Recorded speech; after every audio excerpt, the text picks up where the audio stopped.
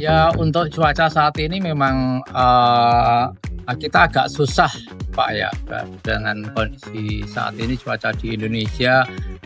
Kita juga banyak isu dan memang data-data BMKG juga suhunya cenderung meningkat untuk saat ini dan, banyak isu ini kan pengaruh, iklim atau El Nino ya.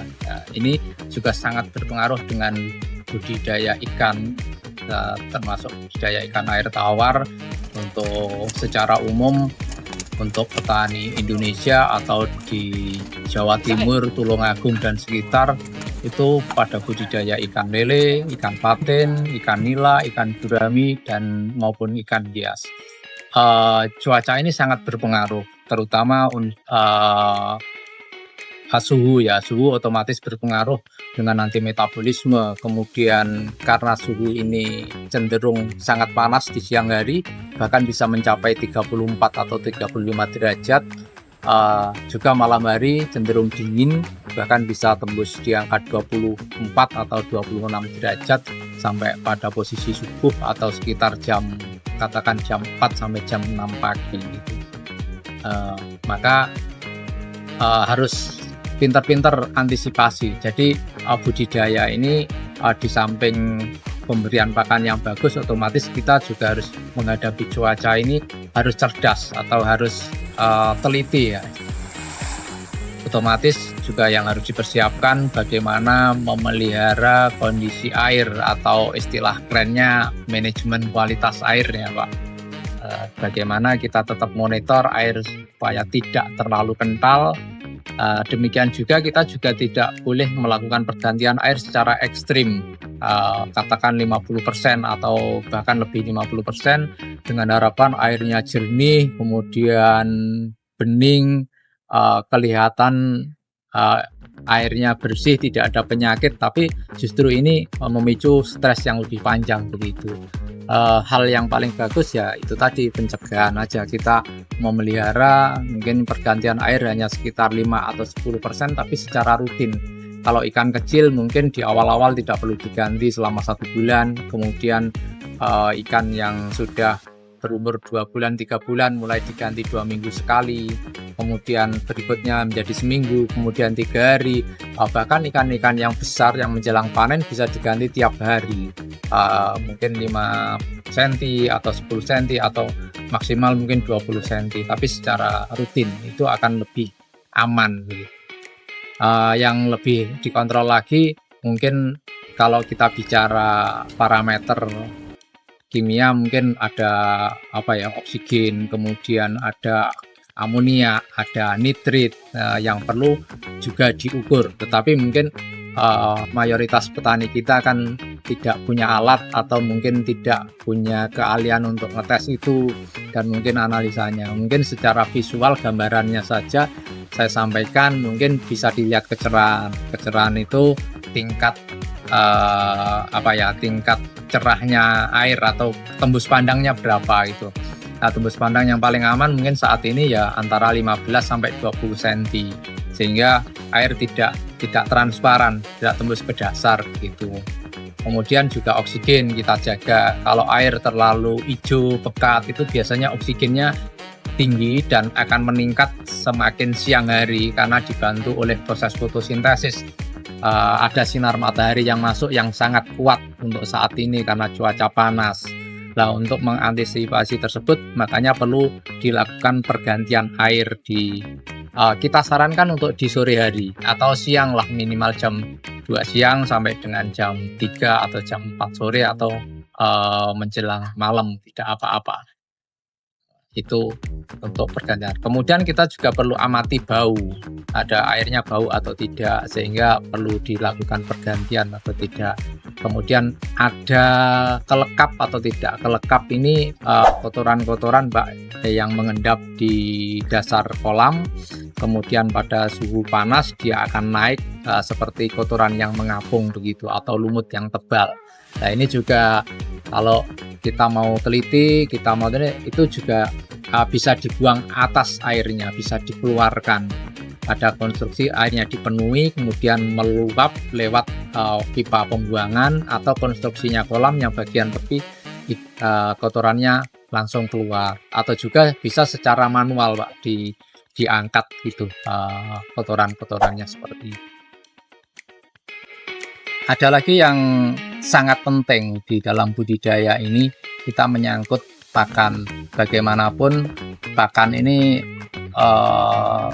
karena komponennya bisa 80% atau bahkan lebih dari biaya produksi, maka kadang kita sebagai pembudidaya atau sebagai petani, ketika budidaya kita tidak sesuai jalur atau kondisi yang sulit, kita pasti menyampaikan, pakan ini tidak bagus, pakan ini pertumbuhannya kurang bagus atau menyebabkan ikan mati.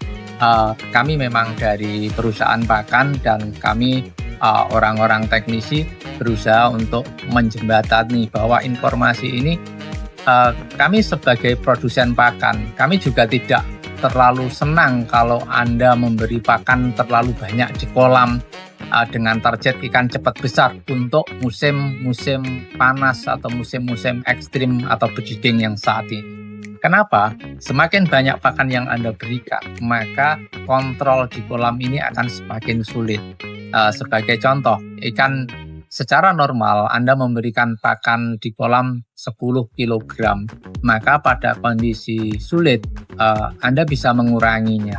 Kenapa? Ketika Anda tambah 10 pun atau bahkan Anda tambah lebih, maka yang pertama resikonya adalah pakan tidak terserap secara sempurna karena cuaca yang tinggi, dalam arti suhunya tinggi, kemudian pada malam hari atau pagi harinya suhunya sangat rendah, sehingga energi ikan atau ikan itu hanya berusaha untuk memainten atau memelihara tubuhnya dalam kondisi sehat, dalam kondisi normal, sehingga pakan tadi tidak diserap, sehingga keluar sebagai kotoran, tapi kotoran ini masih mengandung pakan, masih mengandung nutrisi.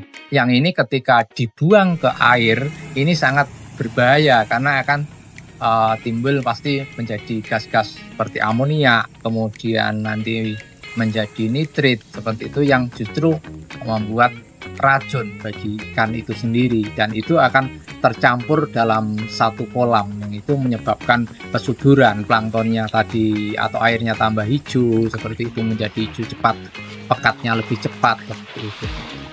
Memang resikonya bahwa pada musim-musim seperti ini kita tidak bisa memacu pertumbuhan ikan kita. Kita harus sedikit mengalah, mundur, target panennya mungkin sedikit mundur karena itu tadi bahwa kita paksa pun tidak bisa karena kondisi cuaca yang kurang mendukung tadi.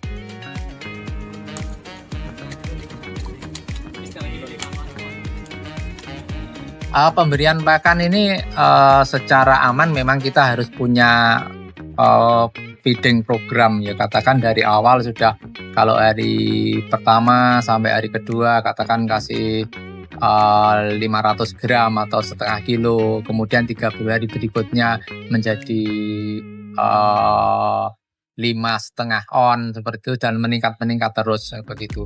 Tapi nanti ketika kita ketemu musim-musim begini, katakanlah pakan kita ini sudah di posisi 15 kilo, harusnya 3 hari berikutnya menjadi 16 kilo atau 16,5. Ternyata pagi hari nafsu makan ikan tidak bagus, respon tidak cukup bagus, maka kita perlu di pagi hari ini, yang pertama langkahnya kita memundurkan jadwal.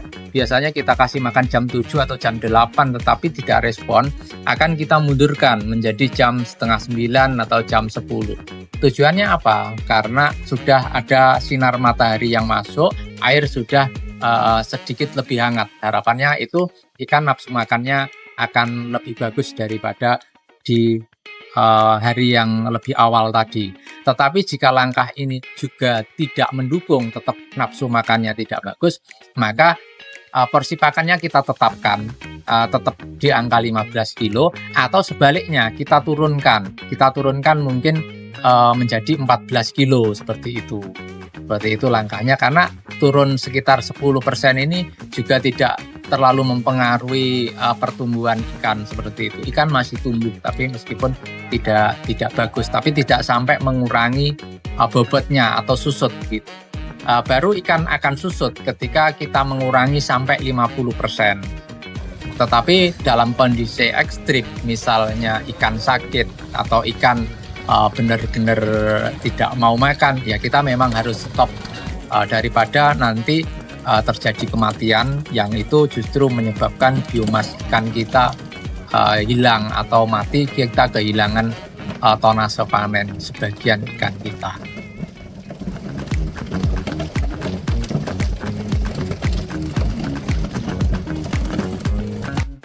Terima kasih untuk para pembudidaya ikan, khususnya pengguna atau konsumen pakan produksi Menara Feedmill. Kami sangat terima kasih dan semoga kami bisa membantu untuk proses budidaya para pembudidaya ikan ini dan bisa mendapatkan untung yang lebih baik. Karena kita juga sangat bangga karena Menara Feedmill ini atau Mentari Nusantara ini 100% karya anak bangsa. Jadi produk-produk Menara ini juga didesain, diproduksi, dan dari sumber-sumber bahan baku ataupun sumber-sumber daya manusia juga dari anak bangsa kita, dari bangsa Indonesia, seperti itu.